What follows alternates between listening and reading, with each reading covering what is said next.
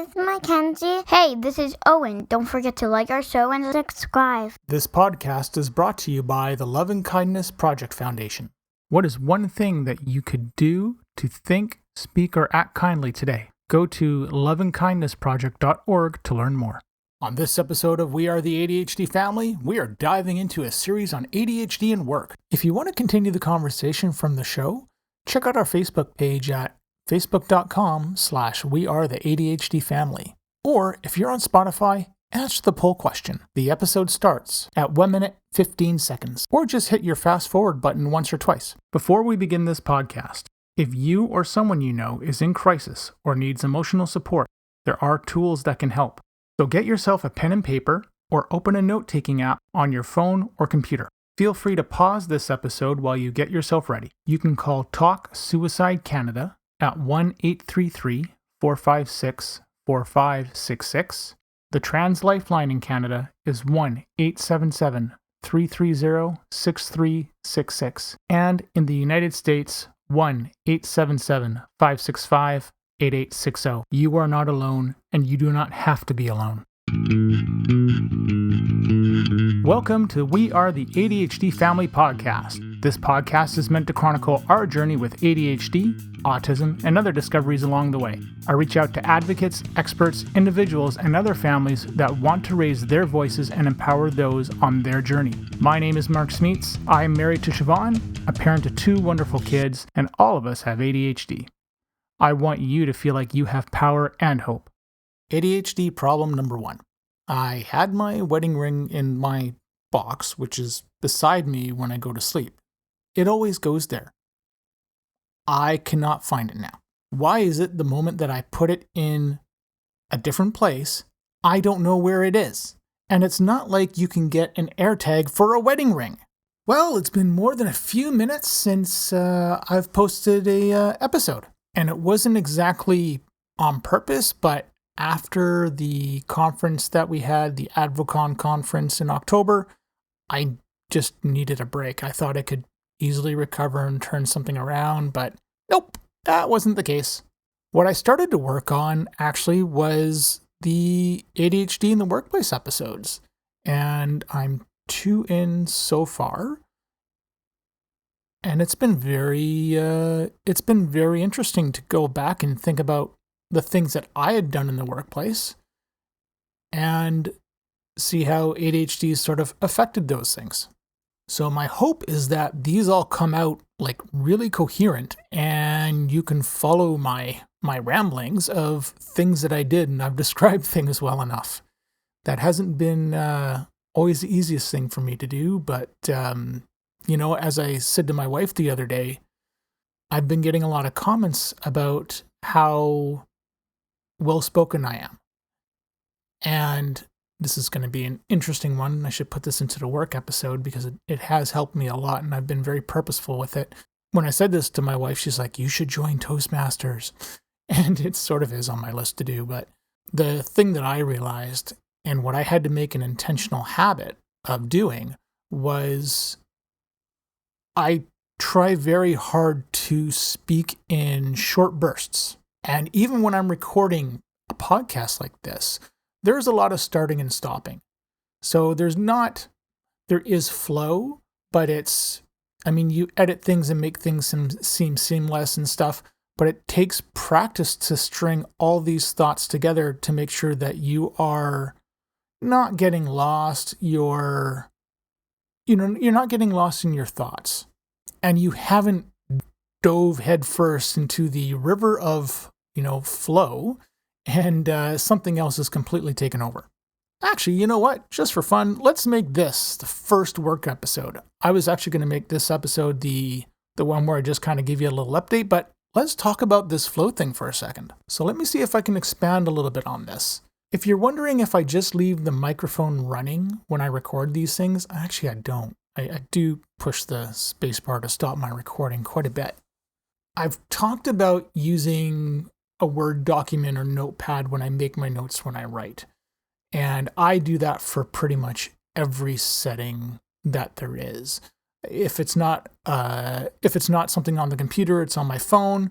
And if there's a lot of things I need to say, I will I will kind of write a quick little point form to make sure that I don't forget. So I've got an anchor to something to where my working memory is not going to fail me. And this is a big, important topic because when you are like me and you have just a ton of ideas and you see an end result that you're trying to communicate to somebody else, really the way that I look at it is I look at it as my responsibility to communicate the idea that I'm trying to understand. So if someone isn't getting what I'm putting forward, or there's some sort of gap there, I need to figure out where those gaps are and what's missing. One way that I do that is by not asking the person if that's what they understood, but is there a check or is there some sort of criteria that I can put in place for that person to relay back to me something that I'm looking for? So let's say, for example, we set up a process and you're going to get a box from point A to point B. Instead of just getting the box to point B, there might actually be some sort of detail you need from that. And you might need it for another process down the road.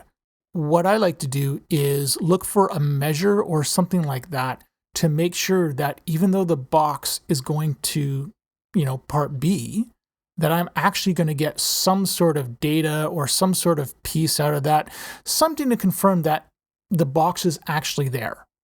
And I think when you break down things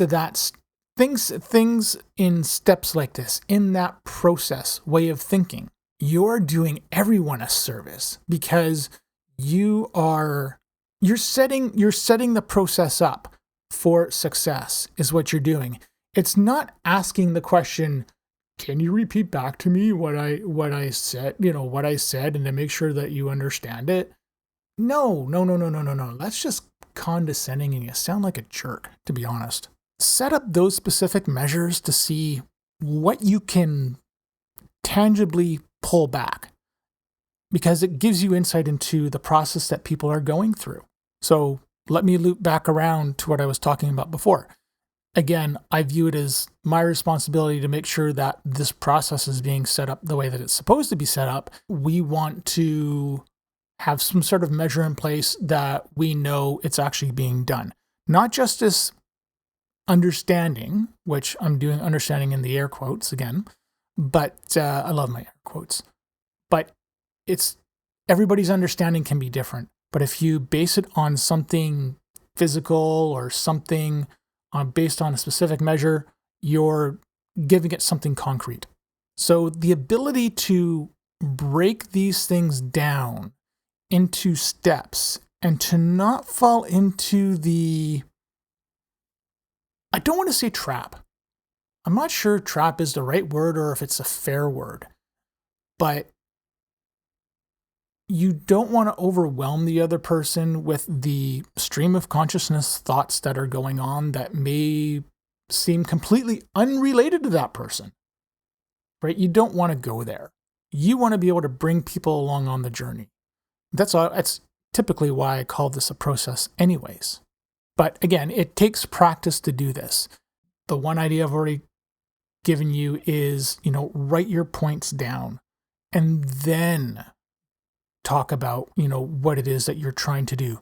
Try to lead someone through those points, make them see it, not make them see, but more like guide them through what those points mean and why it's important. Because once you explain that, I think it becomes easier to take someone along with you. It's like if you go into a theme park, how many people really know what the first ride that they're going to do is actually going to be? You want to take them through your theme park of ideas. I'm going to have to trademark that one. But I think it's a really good analogy, because you are taking someone for a ride, for lack of a better term. You're taking them through a journey. Another struggle that I had to overcome is also being able to take those ideas and pull out my phone or paper or whatever and write them down and feel okay, like I'm not interrupting that person when they're talking. And I know there is that whole thing that talks about, when you listen to someone, listening with the response in mind, and then you're not, and which is considered not really listening. But I call this one's hard. This one's really hard because in my brain, there's something that I may have said at first, and really I might not have been done that thought, but that person's now speaking, but I still have the other thoughts that I'm trying to point out to prove my initial thought. It's almost like, okay, most of us have played Angry Birds. I think it's the blue bird, and I'm going back to like the original Angry Birds, right? Because I don't think the red bird did anything. The yellow bird went really fast. But then there was the bluebirds. The bluebird, when you pulled back, you could tap the screen and the bird would split into two. So imagine you're having a conversation with me and can't believe I'm using Angry Birds as a reference. But you sit there, you take your little slingshot back, you move it over, you tap the screen and the bird splits into two. Well, the initial launch is just your opening sentence to this person. All of a sudden, then, our brains sit there and go, oh, we're going to split into 3 different birds now as soon as you tap the screen. And that tapping the screen could be the equivalent of the other person saying something. So you've already got these thoughts in your head. It is really hard to rein that in. And I do find it a little bit disingenuous when people talk about, don't listen for the sake of responding, listen for the sake of listening, but it's not necessarily how everybody's brains work. And just because you think this way doesn't make you any less communicative either. Taking those 3 Angry Bird, Bluebird things that I just mentioned, and taking that and putting it into your iPhone notes or a Word document as you're talking or something like that, that's really what you're trying to do. And these 3 points, or 4 points, or 5 points, whatever, they are important to the original point that you're trying to make and support. So leaving Angry Birds for a few minutes, I also started doing meditation. Or not meditation, mindfulness. Don't know if it's really meditation. But the 2 things that I've become to realize is that you've got your thoughts, but then you have your side of, well, what can you do about the thoughts? And this takes a lot of practice. It's not easy to sit there and slow those things down. Go ADHD, I think.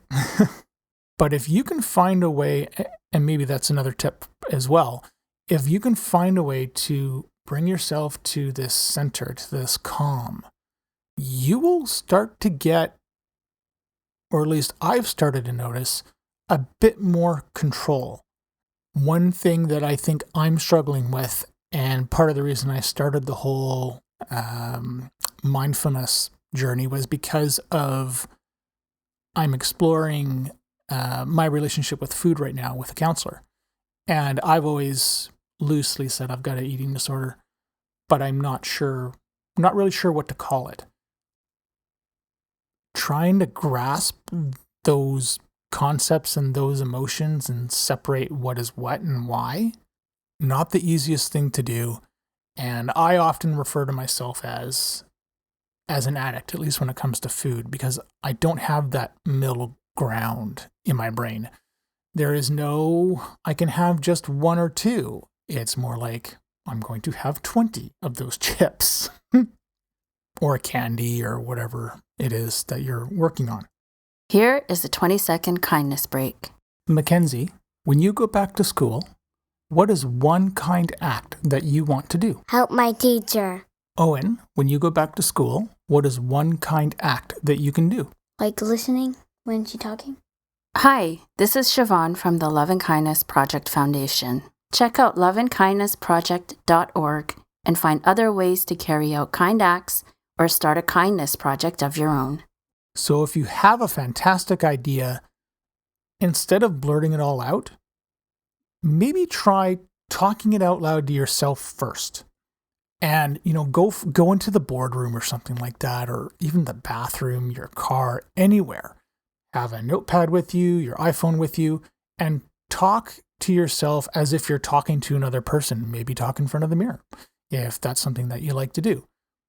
But capture yourself having that conversation and then stopping yourself, pausing yourself when you're done, and writing out your notes as you come up with them.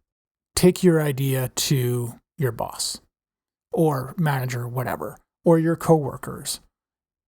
I think you're going to find yourself to be far more coherent at bringing people along than as if you were to just blurt everything all out.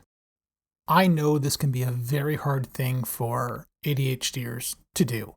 There are some of us that are just impulsive and just can't wait. And others, hey, we'll have these ideas bouncing around in our head, ruminating, and that's where they live. The impulsivity in that case is that they're almost intrusive thoughts because the ideas don't stop. And it's about becoming aware, because once you're aware of it, then you can work on trying to find an outlet. But honestly, if you can't find an outlet, that's okay. Tell the other person you're talking to that you may need to talk through this with them. That could also be the role of a mentor as well. Remember, your ideas are valid. We want to validate and promote these ideas as best we can. If you can't find an outlet, it's okay. I don't want you to feel bad. I don't want you to feel bad that you failed 20 times to sit there and try to slow yourself down. It is not going to work every single time. Sure as heck doesn't for me. Using the Ned Hallowell Ferrari analogy is, I think of our brains are on this racetrack, and we can keep, I'm not even sure racetrack's the right word, actually, right idea, but the Ferrari in our brains is going around this racetrack in our brain, and it's building up all this energy, all this stress, and we are trying to find a way to move this somewhere, to move this kinetic force of thought.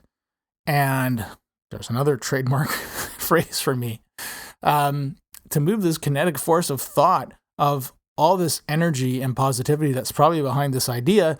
And where do you go with that? You could write it down. You could, talk to somebody about it. You could record a video on your phone. You need an outlet. It's a massive help, because unless somebody knows the detail to which you're talking about something, and even then, you don't want to assume if you're setting something up like a specific measure to measure something or whatever, you don't want to assume that person is in the same place that you are. You're off in a different place. It's like it's very much like the joke I have, right? For problem solving, you have people who solve the problem, and that's perfectly fine. You have people who think outside the box, and that's perfectly fine. But then you have people like me who are holding the box that people are trying to think out of.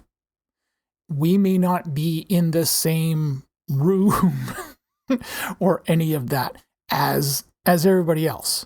And I don't think people, when you hear somebody say, oh, that idea came out of left field. Yeah, that's our ADHD brains for you.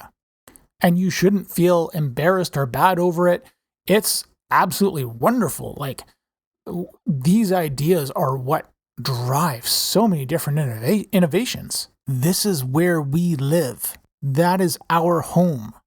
So embrace it and know that you think different than the other person. And there is nothing wrong with, just solving the problem, quite simply. The pitfall to the little joke that I have is, we we may very well overcomplicate something. Sometimes, honestly, you have to overcomplicate it to come down to a simple solution. I hope this has made sense. And I've done this without a script, but I thought it'd be a good way to just talk about how you can slow yourself down, a couple tips and things that you can do, bring people along with you for this ride when you're trying to sort through things. I will give another piece of advice that I just realized I can give you. If I have an idea for some sort of process or some sort of solution, I may very well build a small prototype first before I implement it.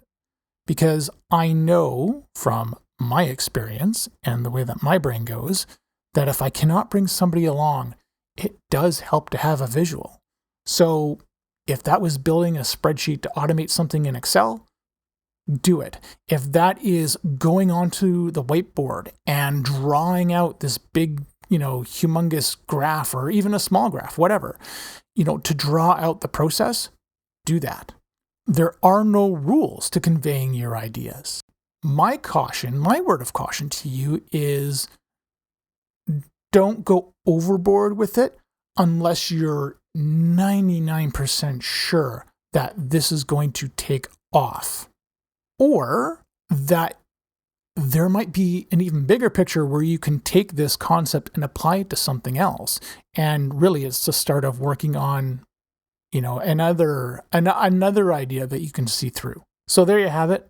I'm going to leave it there. There's my opening work in ADHD advice for you as far as having more succinct conversations, how to guide your ideas, ways that you can guide your ideas, and those kind of practical tips. These are the things that I do every single day.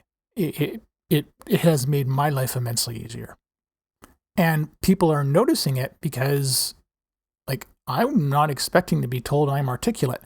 I sit there and I think back to a time in high school when I remember people telling me, we have no idea what you're talking about right now. Yeah, now I know why. And just remember, it takes practice. Go slow, forgive yourself. There is no wrong way, there is no right way. The only way is getting the end result in those measures that you're looking for in that process, and having some sort of balance to make sure that you can do that.